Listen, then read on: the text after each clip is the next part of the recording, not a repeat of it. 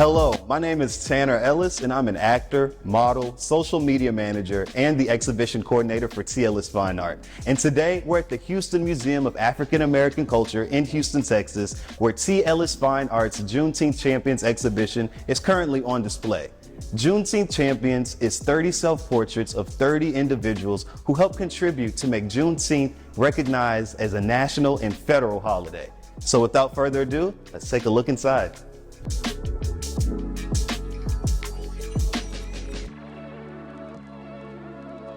All illustrations and artwork is by Ted T. Ellis, while I provided all the research and written documentation. And for those who don't know, Ted Ellis is my father, although many people say he's my twin. Now, for the past 30 years, Ted Timothy Ellis has unapologetically and pictorially documented African American history and culture. The self-taught New Orleans native founded T. Ellis Fine Art Incorporated in 1991 and has an extensive art career with decades of national accolades and achievements. Ellis has sold more than 1.75 million fine art products nationally through direct sales, art galleries, catalog outlets, fine art dealers, and licensing. He's also had multiple commission contracts with major corporations such as Pepsi, Avon, Exxon, Walt Disney, JCPenney, and many more.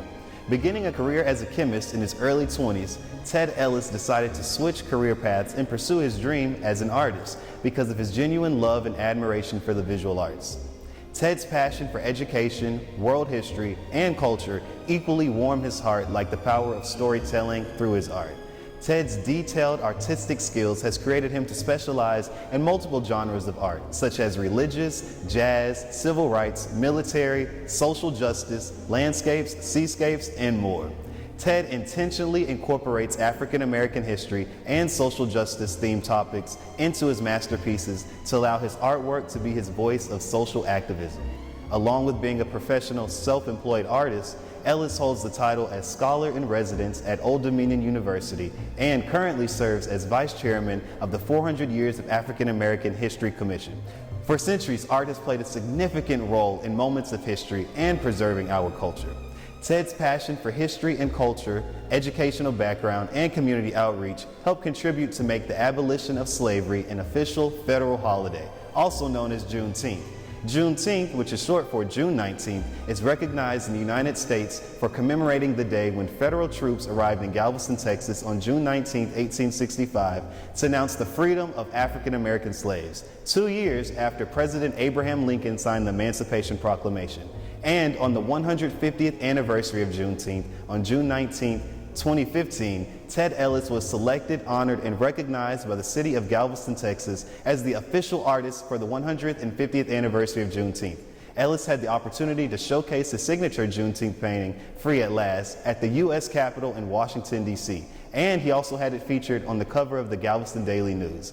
The ending of slavery in America is a significant turning point in American history, and visual arts literacy plays a vital role in capturing that evolving history.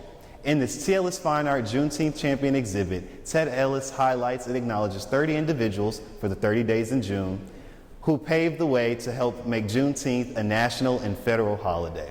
So we will begin this exhibition starting off with former Texas State Representative Al Edwards. On March 13, 1937, former Texas State Representative and civil rights icon Al Edwards was born in Houston, Texas, to Reverend E. L. Edwards Sr. and Josephine Radford Edwards. Al Edwards is a graduate from Phyllis Wheatley High School and a graduate from Texas Southern University, class of 1966. Al Edwards, or known as Mr. Juneteenth, lived a long life as a civil rights activist, state representative, and political icon who educated thousands on the importance of Juneteenth. And he introduced House Bill 1016, making Juneteenth a Texas statewide holiday in 1979. And he did that as a freshman state representative. The bill was eventually passed by the Texas state legislature and then signed into law by the governor. Many are unaware that, as well as being a state representative, Mr. Edwards played a significant role in the civil rights movement, where he participated in peaceful marches and demonstrations throughout the U.S. with Dr. Martin Luther King Jr., Reverend Jesse Jackson, Reverend William A. Lawson, and many others.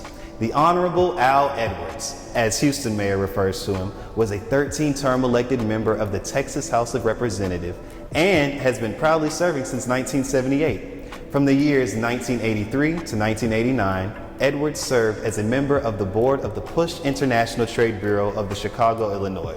Along with being a member of this bureau, Al served as a state chairman for Reverend Jesse Jackson's campaign for President of the United States in both 1984 and 1988. During those years working with Reverend Jesse Jackson, he founded Operation Justice, a community-based organization that serves as a referral service for persons with social problems and concerns. Shortly before, Representative Al Edwards served as the chairman of the Texas Legislative Black Caucus from 1991 to 1997. He was inducted into the Who's Who in America in 1989 and was often invited to the White House during the Clinton administration as a guest of Mr. and Mrs. Clinton.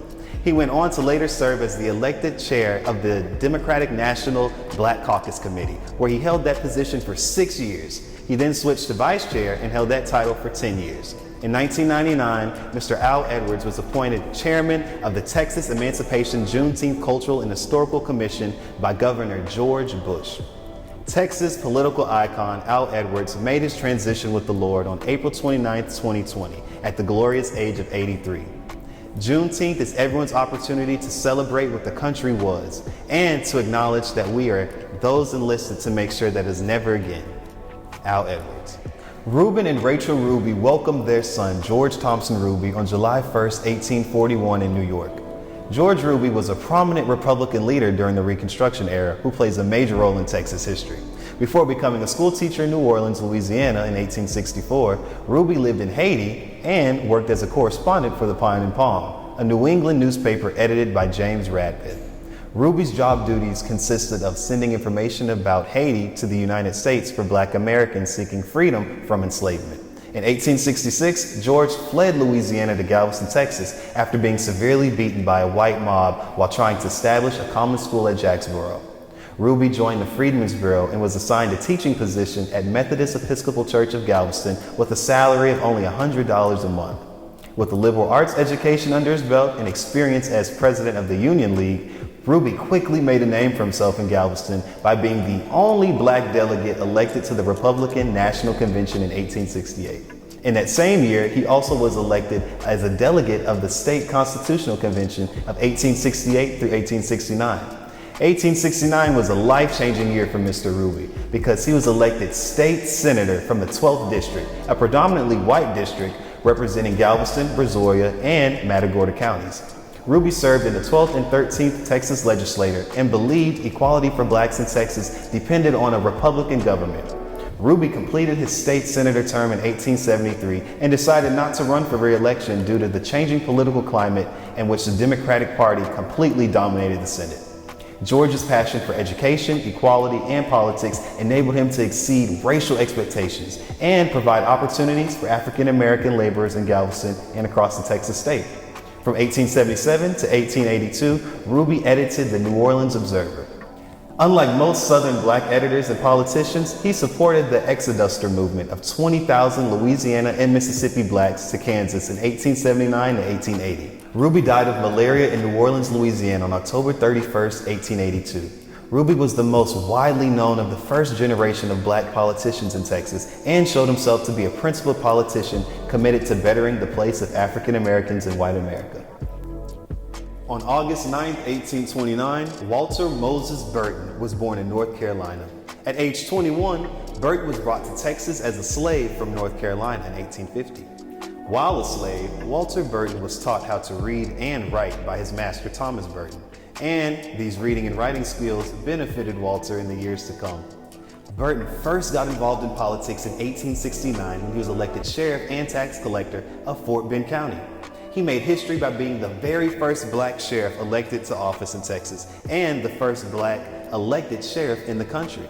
Along with these duties, he also served as the president of the Fort Bend County Union League. In 1873, Burton diligently campaigned and won a seat in the Texas Senate, where he served for 7 years, 1874 to 1875, and from 1876 to 1882. Burton's target focus was education for blacks, and one of the bills he pushed called for the establishment of Prairie View Normal School, now known as Prairie View A&M University. Republican Walter Moses Burton served as a member of the State Executive Committee at the State Convention of 1873. Many people aren't aware that he also served as vice president of the 1878 and 1880 Republican Convention and as a member of the Committee on Platform and Resolutions at the 1892 Convention. In January 1874, Burton was granted a certificate of election from the 13th Senatorial District, but a white Democrat contested the election. The Senate confirmed Burton's election on February 20, 1874. By that time, half of the first session of the 14th legislature was over, and the second session was abbreviated because of the call for a constitutional convention. Burton ran for and was re-elected to the Senate in 1876. He then left the Senate in January 1883, but remained active in state and local politics. He was the last black state senator elected in Texas until Barbara Jordan's electoral win in 1966. On June 4, 1913, Walter Moses Burton passed away and was buried in the Morton Cemetery in Richmond, Texas, where Marabou B. Lamar, Jane Long, and Clem Bassett were interred. Fort Bend ISD named an elementary school in his honor in 1996. The school is in Fresno, Texas, and their mascot is known as the Burton Sheriff. May he rest in peace and may his legacy continue.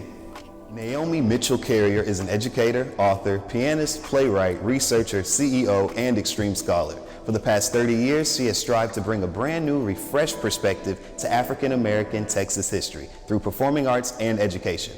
In 1969, Ms. Carrier graduated from the University of North Texas with a BA in Psychology and Education. She then earned her master's in education leadership at the University of St. Thomas and completed post-grad work at Harvard University Graduate School of Education. Her continuing education includes the University of Houston, Tulane University, and the University of Texas. In 2014, Ms. Carrier was announced as Scholar in Residence at Rice University. She is a phenomenal educational instructor with years of experience in the classroom, teaching Texas history, music, theater, and literature. Her book, Go Down Old Hannah, The Living History of African American Texans, is a collection of 15 plays commissioned for historic sites around the state of Texas through Ms. Carrier's theater, Talking Back Living History Theater.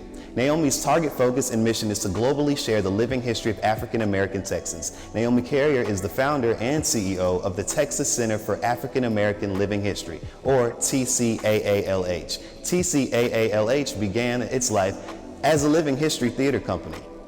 In 2008, TBLH changed its name to Texas Center for African American Living History. Ms. Carrier is the head of school and director of the Performing Arts Workshop at St. James Episcopal School. Although she wears many titles, Ms. Carrier is best known as the playwright and composer of the award-winning musical I Am Annie Mae. Ms. Carrier has received grants and awards from the National Endowment of the Humanities, the National Park Service, the National Freedmen Center, Texas Parks and Wildlife, Humanities Texas, the University of St. Thomas, the Houston Endowment, the Brown Foundation, and the Meadows Foundation. She has performed at several major Texas universities and has represented on the Texas Commission for Arts for over 20 years. Naomi Mitchell Carrier currently resides in Houston, Texas, and actively and unapologetically uses her creative gifts in education and arts to motivate, entertain, and enlighten the world on Black Texas history.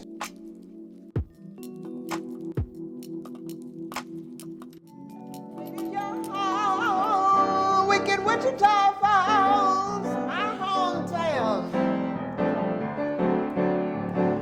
It's named for the red men who roamed the open plains, fished in the river and left us their name. The infamous tribe who came and died don't exist no more. They came with, did not survive, hearted buffalo. I'm telling you, Bethel Falls, the Wichita Falls, my hometown. Is that Kansas? No, it's my hometown, Wichita Falls, Texas.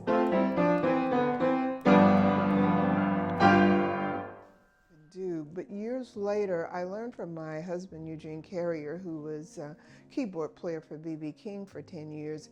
He said, success is when preparation meets opportunity. And that morning at the breakfast table, when Ruth Weingarten said, I'd like for somebody to make my book into a musical, I felt prepared to do that. But it was because of the musical that the book was republished because we traveled all over the country doing this show that told the stories of Annie Mae's life. And someone that I met at the first antebellum symposium in Brazoria County heard about I Am Annie Mae. That's even why I was invited. They said, "Oh, well, we hear that you are master of slave music and that you know all these old songs, et cetera, et cetera." And I'm like, yeah, well, I know a few of them. The ones I don't know, I'll be willing to learn them. But so I had the audience to stand up and sing Pick a Bale of Cotton, which is a folk song by Hootie Ledbetter that I would sing with my kids at school. And I'd have them, gonna jump down, turn around, pick a bale of cotton, oh, Lordy. And I had the audience doing that up and down the rows of the rows of seats in the Brazoria County Courthouse. They thought it was funny. And then you had some people who's like, who does she think she is? I'm not gonna be doing this. I'm not gonna be singing no Cotton Bells. You're gonna sing it. We're gonna all sing it, you know. And so the executive director of the George Ranch Historical Park was there, and he said, well, Naomi, would you do a reenactment for us, a living history? I had never really heard of living history. It was like, well, whatever you say it is, if that's what you want me to do, yeah, okay. And that was the beginning of my living history career.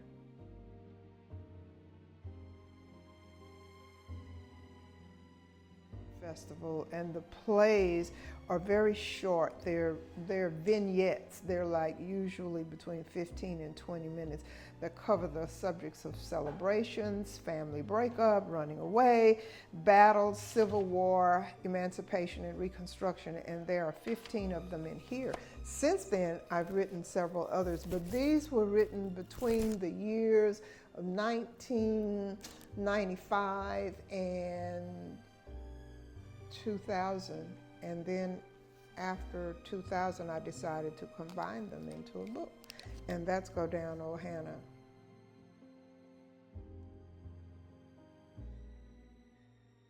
That we were Sisters Inc., which just, you know, toured I Am Annie Mae all over the country.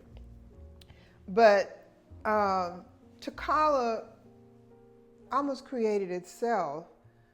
It was necessary to do living history reenactments, to do heritage tours, to do exhibits, to do workshops, you know, lectures.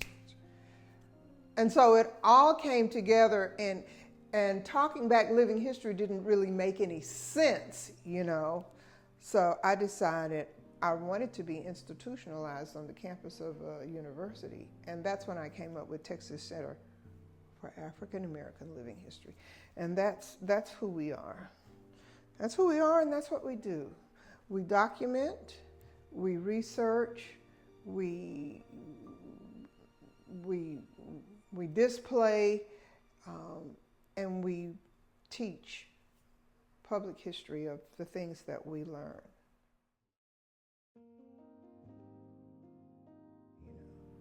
I have, at this age, which I will not tell you, if I talk too much, you'll figure it out. I am demanding, bold, insistent about this history. And I feel like there are forces that are trying to take it away, to rename it, to take it and make it their own. No, I want you to know how many slaves it takes to cultivate a bale of cotton or a hog head of sugar. I want people to know that we were skilled. We did all the work, okay? And when emancipation finally came, did it really come, or was it just a holiday? You know what I'm saying? Like, the Emancipation Proclamation is an announcement. It's not a law. There's nothing about it that's legal. It's an announcement for the states in rebellion. So it didn't apply to everybody. And some people, it didn't apply to them because they didn't know about it. And I have spent my life researching American history. It's finished. It has 12 chapters. It's being edited for publication. It's hard. It's sad. And it has taken me places that I didn't want to go. And so then, my chief objective is to help people heal. And you can't heal until you know. And once you know, you can't unknow. And that's why I find myself crying so many times when I don't want to, because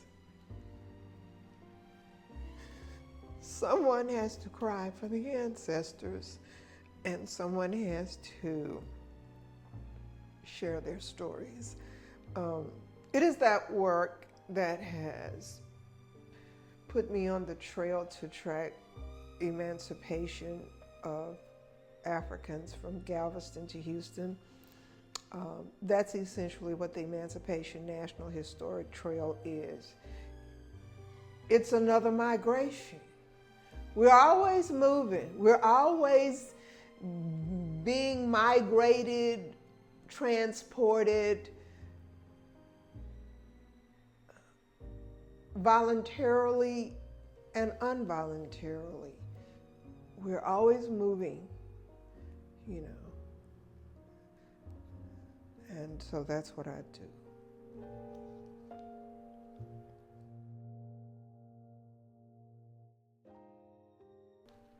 We're currently enjoying a renaissance in innovative arts, performing and visual.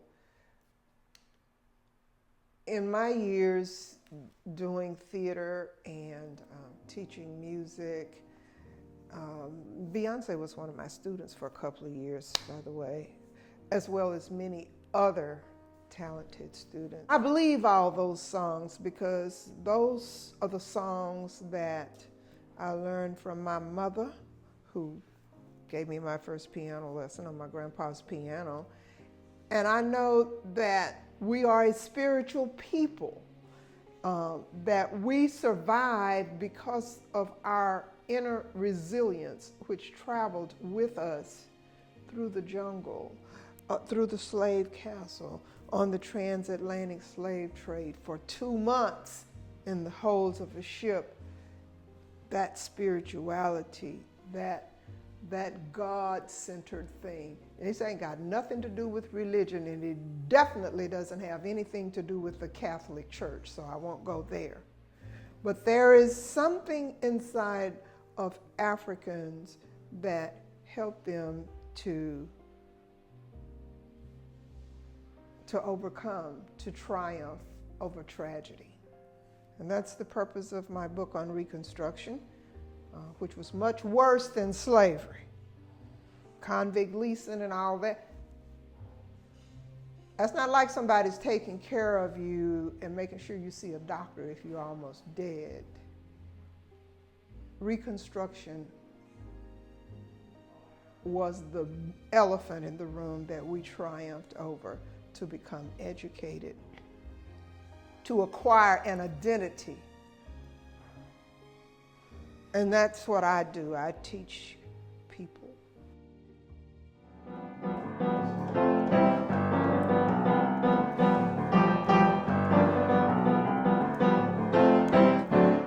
Wichita Falls, where is that? Wichita Falls is where I'm from, where I call home. Wichita Falls, up north central Texas, dry winds and red clay. South of where the Red and Wichita rivers lay, where West Central Railroads hauling jet black coal through wind, rain, and sunshine, and freezing snow, and the falls, chilly Wichita Falls, North Central Texas. I grew up on the east side, deep in leopard land.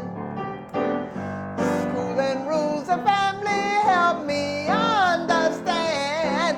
It seemed your dreams would come true if you just integrate. So you gave in and worked hard just to fill your plate. But the falls hated your heart. Congresswoman Sheila Jackson Lee was born on January 12, 1950 in Queens, New York. She attended and graduated from Jamaica High School in Queens and then earned a BA in political science from Yale University with honors in the first graduating class, including females, followed by a JD from the University of Virginia Law School. The lawyer and American politician is currently serving her 11th term as a member of the United States House of Representatives and represents the 18th Congressional District of Texas in Houston, Texas. She has been actively serving since January 3, 1995. She sits on 3 congressional committees, a senior member of the House Committees on the Judiciary, Homeland Security, and newly appointed by the leadership as a member of the Crucial Budget Committee.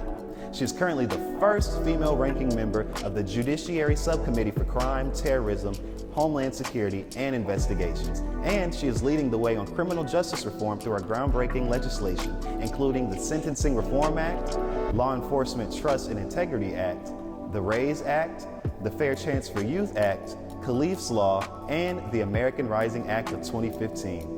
She was named by Congressional Quarterly as one of the 50 most effective members of Congress, and the U.S. News and World Report named her one of the 10 most influential legislators in the U.S. House of Representatives.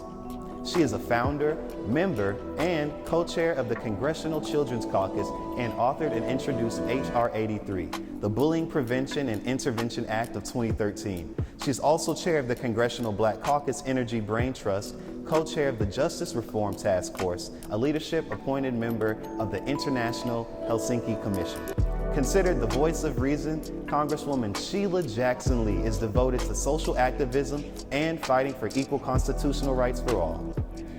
On October 17, 2020, Sayaa Gay was crowned as the first National Miss Juneteenth at the inaugural National Miss Juneteenth pageant in Memphis, Tennessee. The 18-year-old Delawarean won the startup pageant by beating finalists Las Vegas Miss Juneteenth and Tampa Bay Miss Juneteenth, sparking overjoying, warming emotions. It cemented the fact that all of our hard work paid off, says President Sylvia Lewis Harris, association co-founder of the Delaware Juneteenth Association. Juneteenth, or Liberation Day, is celebrated June 19th, commemorating the day in 1865 when the Emancipation Proclamation was read in Galveston, Texas, announcing all slaves in the state were free. Every year, local Miss Juneteenth pageants are held across the nation with students competing for college scholarships, and the National Miss Juneteenth pageant, hosted by the National Juneteenth Observance Foundation, does not concentrate on beauty but focuses on women empowerment, community service, and honoring African American history and culture. Sayaa Gay, who is a professionally trained ballerina, was awarded a $2,000 scholarship to the institution of her choosing. The top 3 universities to attend on Ms. Gay's list were Delaware State University, Howard University, and North Carolina A&T. She even won an additional $2,500 scholarship from her enormous national win. During the competition, Gay's social impact initiative or platform was domestic violence. She wanted to bring national awareness to this pressing problem plaguing many families in our country. Sayaa Gay's passion for philanthropy, education, and social justice separates herself from most young girls her age, and she is living Black history. Her achievements, talents, and titles are part of Juneteenth history and making this a national federal holiday. She's in the history books. She's the first national queen. I feel like it was meant to be. Even the pandemic couldn't stop it, says Sandy Clark, co-founder and treasurer of the Delaware Juneteenth Association. On May 4, 1846, Norris Wright Cuney was born to a multiracial slave and her slave master in the Brazos River Valley near Hempstead, Texas. He was the fourth of 8 children of Adeline Stewart. Norris's father was Confederate Colonel Philip Cuney, an extremely wealthy farmer and state senator. After the American Civil War, Colonel Philip became active in Galveston politics, serving as an alderman and a National Republican delegate. Colonel Philip freed his son Norris out of slavery and sent him to Pittsburgh, Pennsylvania to pursue an education.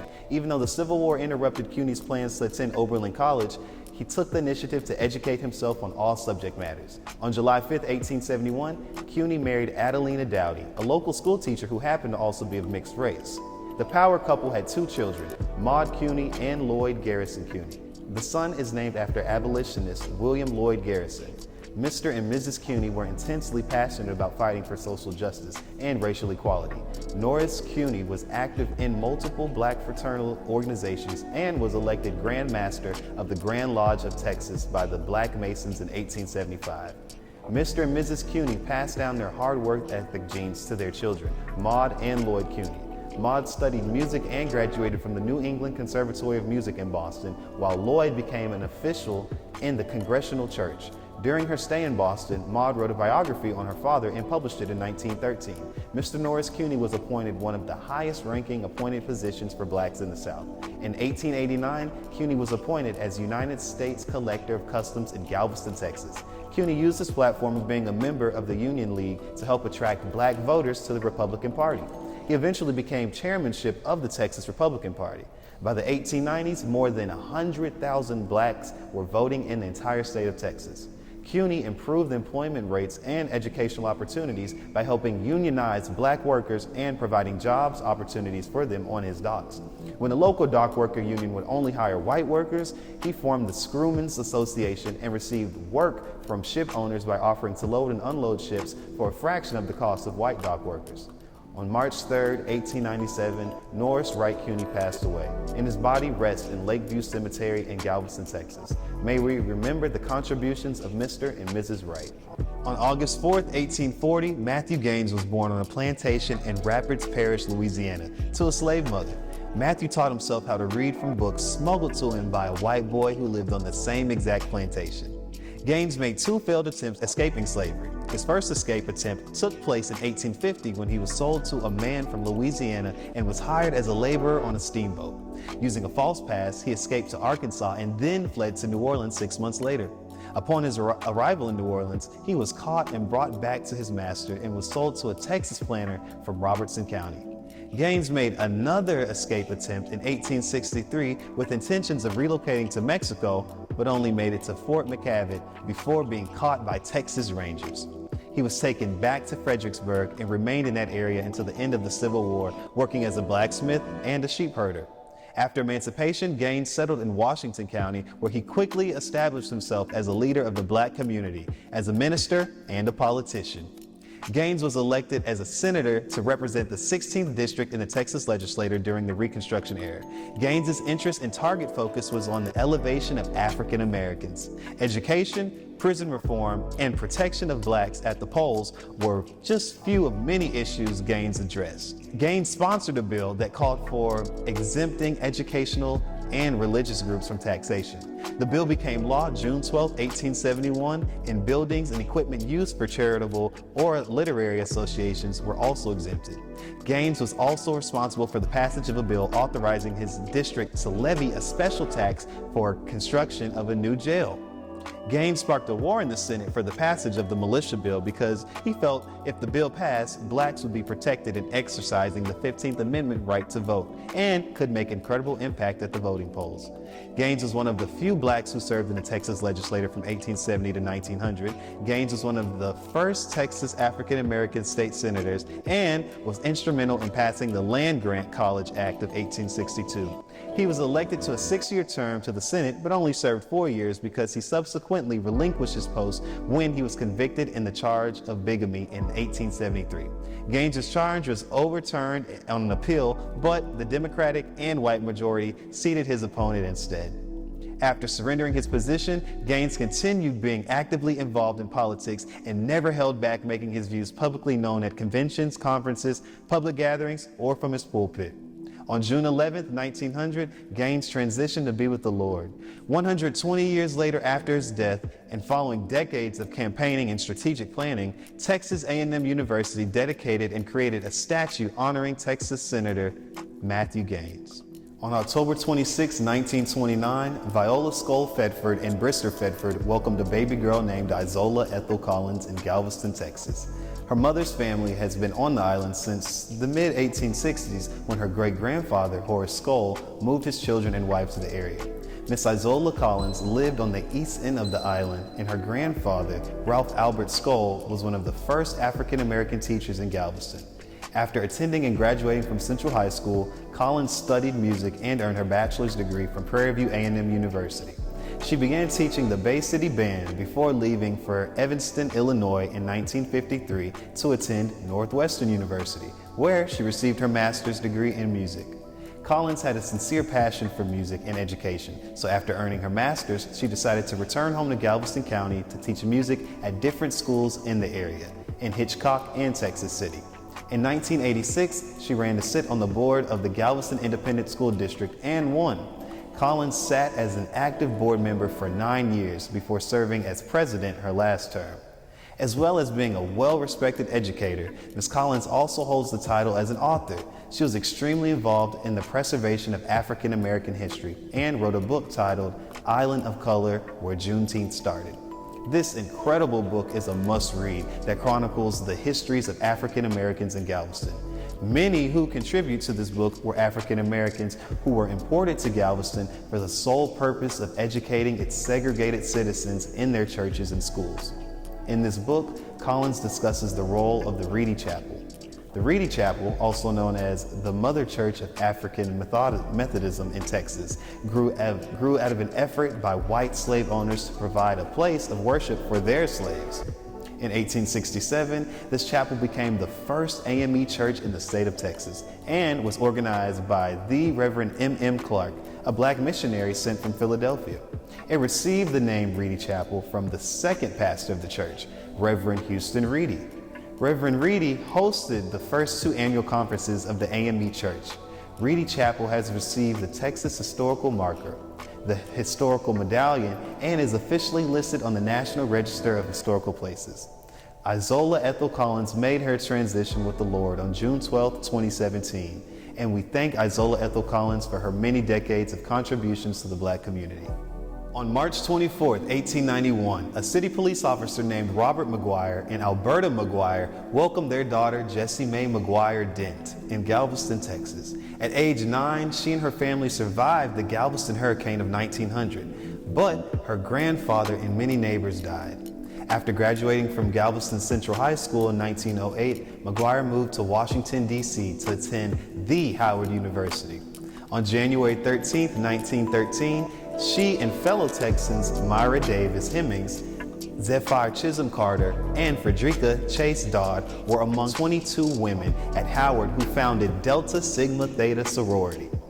Delta Sigma Theta Sorority Incorporated is a private, non-for-profit organization whose purpose is to aid and support through established programs in local communities throughout the world. In 2021, the sorority currently has 1,000 collegiate and alumni chapters located in the United States, Canada, Japan, Germany, the Virgin Islands, the Bermuda, and more. Jessie Mae served as the first corresponding secretary of its Alpha chapter and a charter member of the Gamma chapter in Galveston, Texas. With encouragement from national civil rights leaders, Mary Church Terrell, Jessie, and the sorority founders chose to march in the Women's Suffrage Parade in Washington, D.C. On March 3, 1913, as their first political act, she graduated from Howard University. The same year, she returned home to Galveston to teach English and Latin at Central High School. She also served as Dean of Girls at Central High. In 1924, Maguire married Thomas H. Dent, a well-known Galveston civil rights attorney. As well as being an educator and founder of Delta Sigma Theta, Jessie Mae was a suffragist and civil rights activist. She and her husband helped form the Colored Independent Voters League in Galveston in 1930, and Maguire was a member of the colored unit of the Women's Christian Temperance Union, the National Association for the Advancement of Colored People, NAACP, and the Federation of Colored Women's Clubs. Extremely involved in the community, she still maintained an active leadership role in the Colored Teachers State Association. On March 10, 1943, Jessie May filed a petition requesting black teachers, administrators, and secretaries receive equal pay to their white counterparts. The petition was initially denied, but Jessie May and her attorney, William J. Durham, persisted. Maguire's petition argued that it was unconstitutional for black teachers and administrators to make less than white teachers on the basis of race, because it violated the 14th Amendment. On June 5, 1943, Judge M.T. Kernley of the U.S. District Court for the Southern District of Texas ruled in favor of Jessie May. After negotiations with the court, the school board was given until the fall of 1945 to fully equalize salaries. On March 12, 1948, Jessie May Maguire Dent passed away. In 1999, the city of Galveston recognized her activism and civil leadership by creating the Maguire Dent Recreation Center at Mernard Park. And the Gamma chapter of the Delta Sigma Theta sorority of the Galveston honored Maguire by establishing the Jessie May Maguire Dent Scholarship Fund. In January 2021, state legislator Tony Rose introduced a resolution in the Texas House of Representatives to recognize the role of Dent, Carter, Hemmings, and Dodd as Delta Sigma Theta Sorority Incorporated founders. We must not forget Jessie May Maguire. Sam Collins, the financial advisor, business broker, local historian, and co-chairman of the Juneteenth Legacy Project. The Galveston native is actively involved in the community and passionately cherishes Black heritage and African American history and culture. Samuel was born in Galveston, Texas in 1971. With his mother from Hitchcock and his dad from Galveston, Texas, his parents met at Lamar University in Beaumont, Texas. After graduating high school in 1989, Sam received a scholarship to attend Texas A&M and earned his BA in accounting. He spent a year working in Corpus Christi as a financial advisor in 1995, but then returned home to Houston the following year in 1996. In 2005, the co-chairman of the Juneteenth Legacy Project and his wife purchased Stringfellow Orchards, a historical Victorian estate located in Hitchcock, Texas. In 2006, Sam Collins hosted his first ever annual Juneteenth celebration on the property. It was a multi-generational event that focused on educating the community on Juneteenth in fun and entertaining ways. Mr. Collins provided food, games, bounce houses, musical performances, and educational Black history theater skits. Collins has endeavors to restore the property and continuously highlight the histories of African Americans who worked in the orchards following the Civil War. The estate holds an enormous amount of African American history, and some believe the presence is so strong that it might be haunted. As co-chairman of the Juneteenth Legacy Project, it is Mr. Collins' mission to provide a positive environment for Black youth to learn about their history and take advantage of these resources provided by himself and the Neocultural Center. He constantly gives back to the community, and he uses his platform to shed light on other community leaders and activists. Sam's selflessness and love for history and the Black community is easily shown in his behavior and in his work. One of his most recent projects was being the driving force behind Galveston's 5,000 square foot public art mural on the wall of Old Galveston Square building, located on Strand Street. The mural, Absolute Equality, features images of President Abraham Lincoln, Harriet Tubman, and the Underground Railroad, and Esteban Van Nico. Sam's community outreach and efforts as social activism has helped create Juneteenth be declared as a national federal holiday. Hello, I'm Samuel Collins III, SamuelCollins III. I'm the co-chair of the Juneteenth Legacy Project here in Galveston, Texas. Also a certified tourism ambassador here in Galveston, promoting all things Galveston, Galveston County, and Texas, and really American history and world history. Grew up in a little small town, less than 6,000 people when I was growing up. I think it's maybe 8,000 now. Spent a lot of time in Galveston, visiting my father and his family at least one weekend out of the month and 2 weeks in the summer, and all other times that I would just be on the island. So it wasn't as structured as the court may have made it, you know. We spent more time together than was allowed on paper. So I think that it is important that individuals know that families, even though parents are sometimes divorced, that they still, both of my parents were still very active in my life. And that's what makes me me. All of the family members, community members that poured into my life.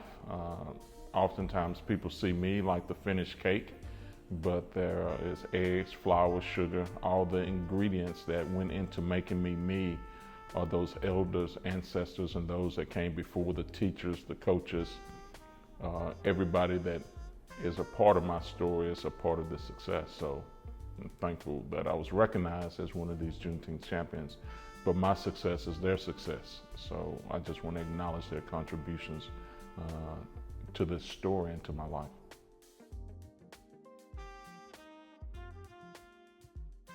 Yeah, so that 2006 event actually starts in December of 2005 when our family closed on a historic property in Hitchcock called Stringfellow Orchards, once owned by a Confederate soldier named Henry Martin Stringfellow.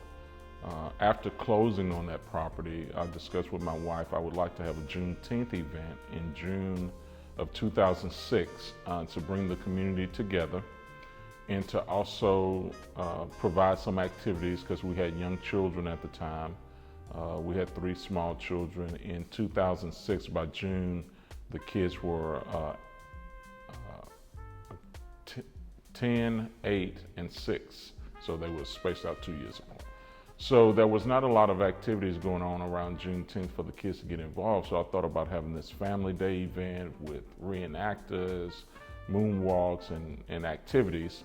So we organized that, and my former employer sponsored that event, actually for 2006, 7, and 8. So 3 years in a row they sponsored it. But the first event was special because here you have the community coming together on this historic site, and this property, our home was built in the 1880s, so it was after the Civil War was over, but Mr. Stringfellow's connection to the African American community was so important because he actually paid 30 black men working there a fair wage of $1 a day when all other landowners were only paying 50 cents per day.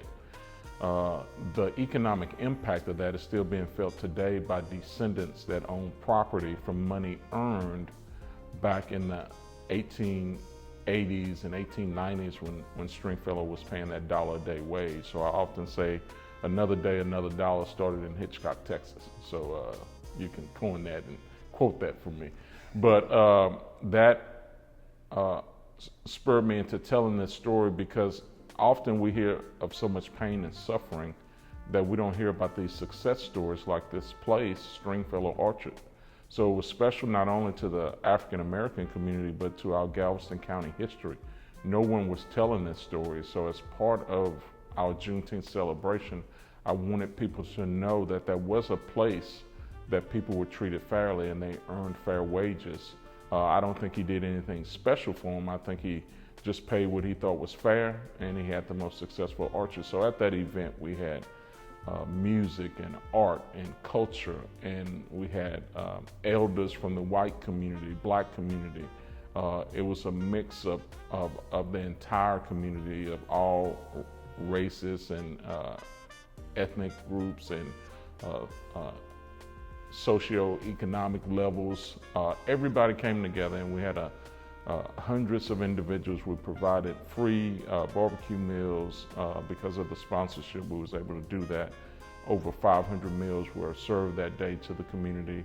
It was one of the most comprehensive programs. We had historical reenactors, Frederick Douglass, Harriet Tubman.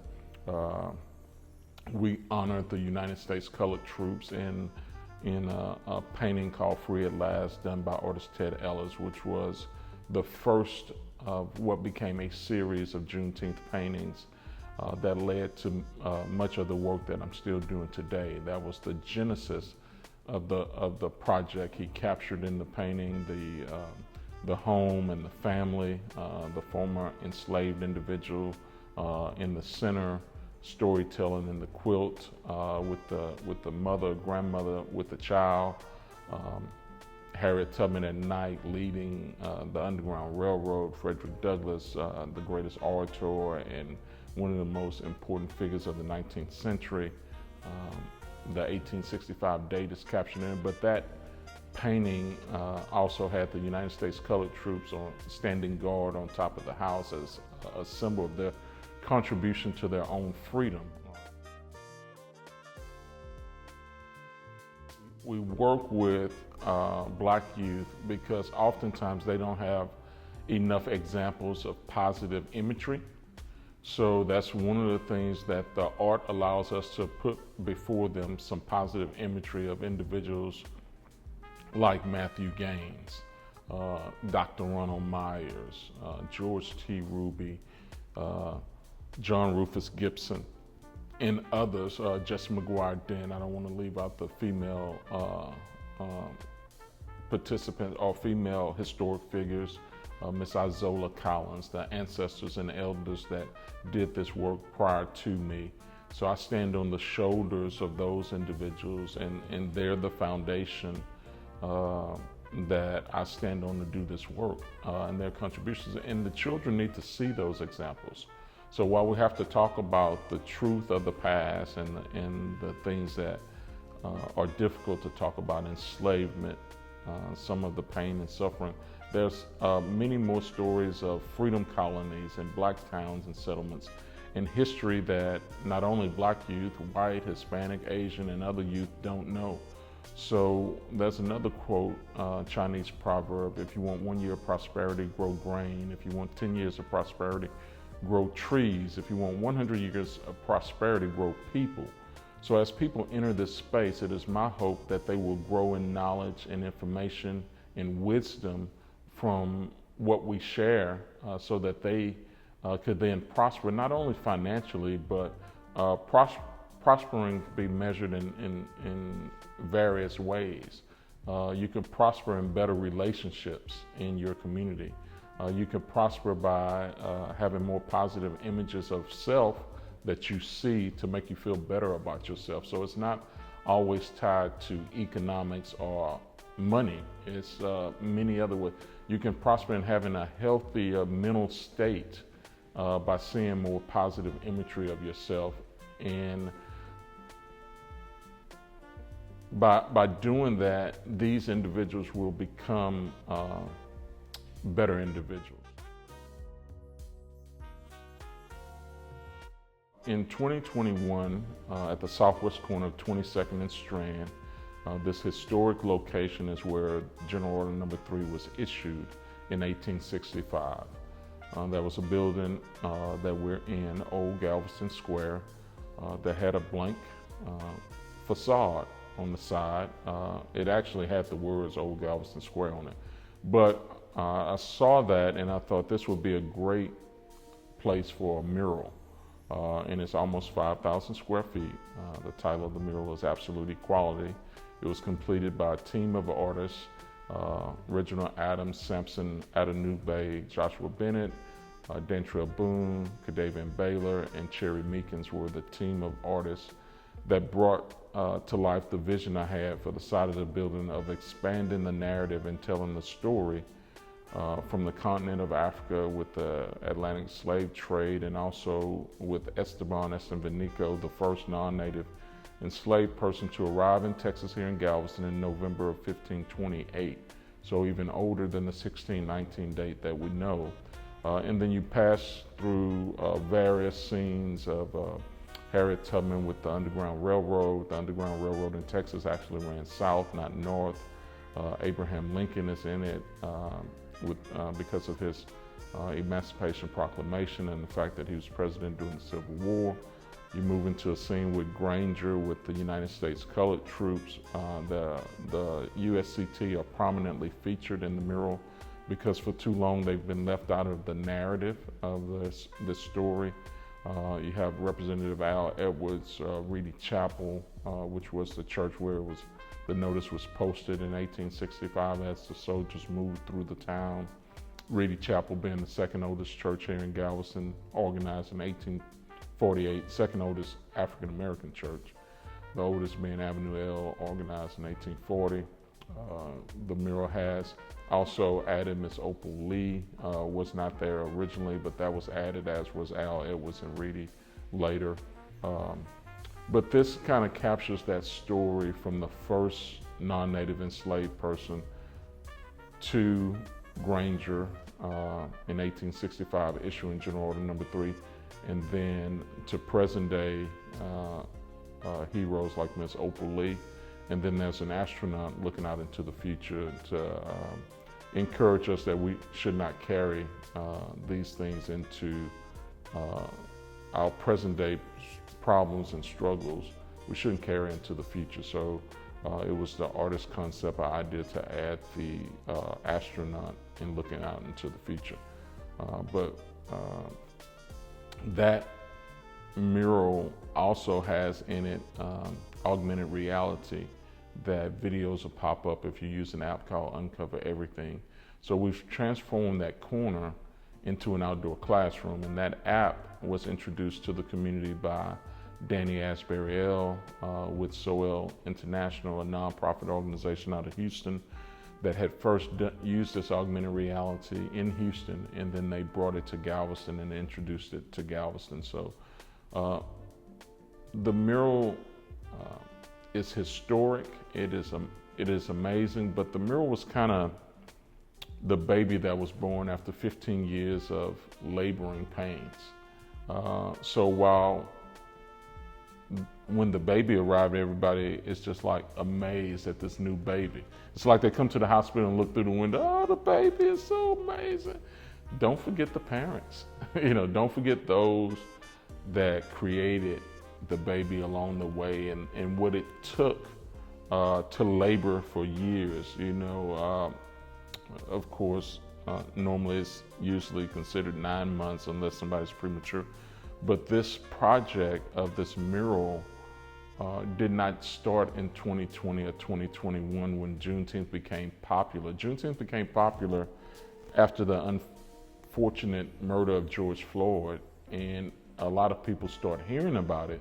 But it's always been important to locals, to the former enslaved and their descendants, ever since 1865, and just because others were not paying attention did not make it less important. It was always important. It became popular in 2020 and 2021. So yes, we're excited about the baby and we want the baby to grow and be successful, but we also know that there were many family members involved to bring about this creation of this mural before it was painted on the side of the wall. So this has led to other opportunities and projects, and even with the work of Mr. Ellis over 15 years with the Juneteenth Freedom Project of traveling the exhibit. Many of the paintings here were part of a traveling exhibit that we have been working on for several years, that we took to Washington, D.C., and Mr. Ellis has taken to other communities, and now it is on display here in Galveston throughout. It's been on display for the second half of 2021 and all of 2022. So we try to teach with this art, educating through art. So art is so important. Mr. Ted Ellis says, art says nothing but says everything. So it's a powerful medium to teach and inspire, and it's part of our culture and heritage.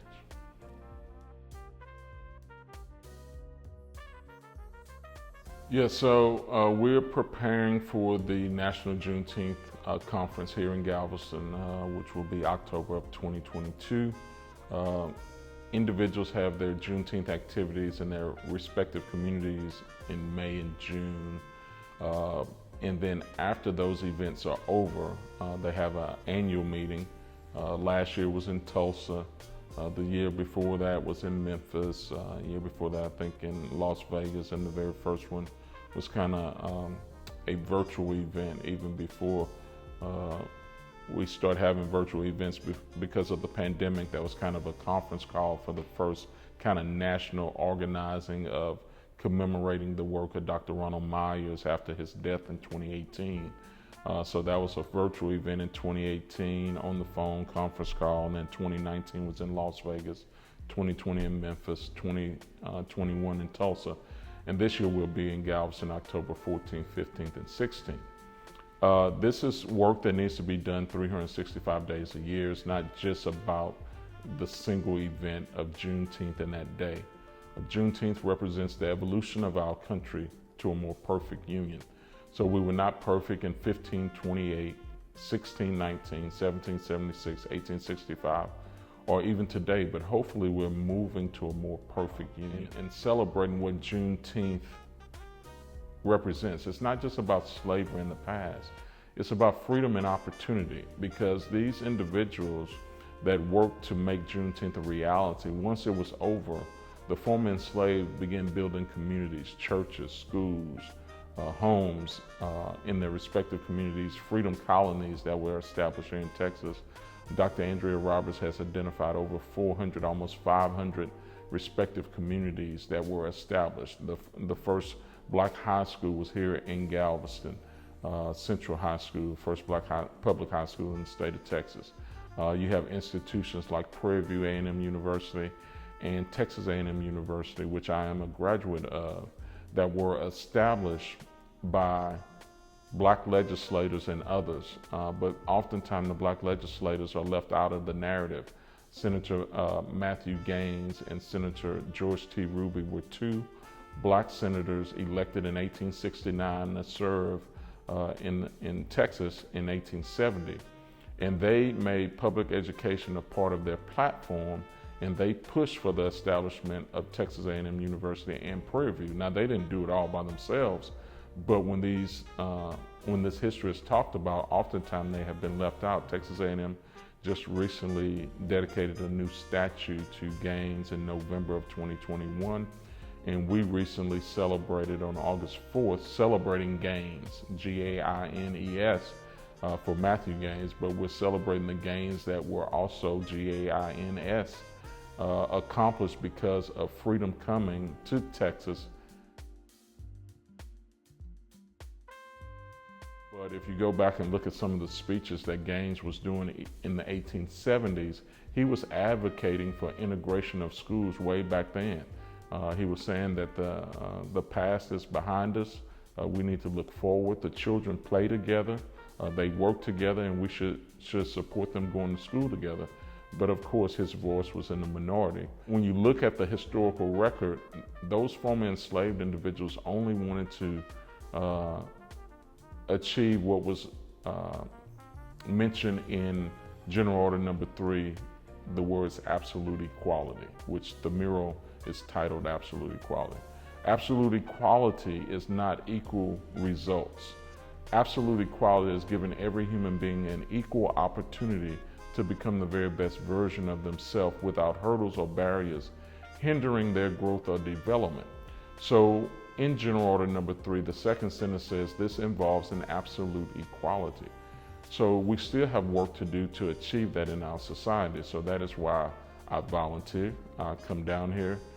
I continue to ring the Juneteenth Freedom Bell, which was recently designed by students from Texas A&M and Prairie View. So we have a PWI, predominantly white institution, working with an HBCU, historically Black college and university, Prairie View.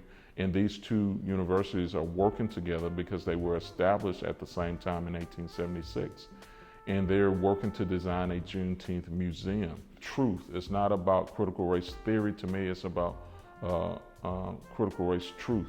So it's the truth of the history that we need to learn from. The last thing I'll leave you with Maya Angelou's quote, "History, despite its wrenching pain, cannot be unlived, but if faced with courage, need not be lived again." So it is our work today to have the courage to teach this history, to improve things in such a way that the future will be better. We can't go back and change the past, but we can do the work today to improve our society and communities so that future generations can live in an environment of absolute equality. All right, everybody. This concludes our T. Ellis Fine Art Juneteenth Champion exhibition. Thank you all so much for tuning in with me, your host and researcher, Tanner Ellis. And I appreciate you guys so much. And tune in next time for part 2 of Juneteenth Champions. See you later.